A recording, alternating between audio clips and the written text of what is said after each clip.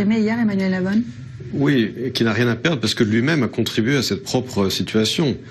C'est pas seulement que Mahmoud Abbas a eu des propos complètement démentiels, à la limite de propos antisémites, qui confirment sa thèse de doctorat dans laquelle il accuse le mouvement sioniste d'avoir encouragé la Shoah pour attirer l'immigration de Juifs, ce qui était à l'époque la Palestine mandataire, mais de finalement dire qu'il n'y a aucun rapport entre le peuple juif et l'État d'Israël, que le judaïsme est uniquement une religion et pas un peuple. Donc ça, c'est un des vieux thèmes de la charte de l'OLP qui reprend vraiment la charte de l'OLP des années 70, comme l'a dit Dror. Mais on a l'impression, quand on écoute Mahmoud Abbas, qu'il est toujours la victime. Or, c'est lui, Mahmoud Abbas, qui a rejeté les offres de paix extrêmement avantageuses dans le passé. Je vous rappelle qu'au moment de la conférence de Camp David à l'été 2000 et au moment de la proposition Clinton de décembre 2008, c'était un État palestinien sur 97% de la Cisjordanie, avec un partage de Jérusalem. Il a poussé Arafat à dire non. Lorsque Ehud Olmert, le Premier ministre israélien, en septembre 2008, lui a proposé une proposition similaire, partage de Jérusalem, dont sur le mont du Temple, dont sur la vieille ville, et acceptation par Israël de plusieurs milliers de réfugiés palestiniens, il a dit qu'il allait y réfléchir.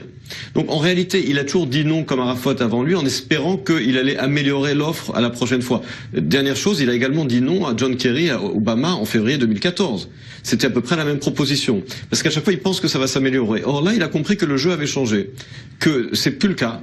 Il voit que non seulement les propositions ne vont pas s'améliorer, mais au contraire, il a 83 ans, je vous rappelle qu'il a été élu en 2006, on est en 2018, donc il a dépassé son mandat de 4 ans, ça fait 13 ans qu'il est président de l'autorité palestinienne, il avait été élu pour 4 ans.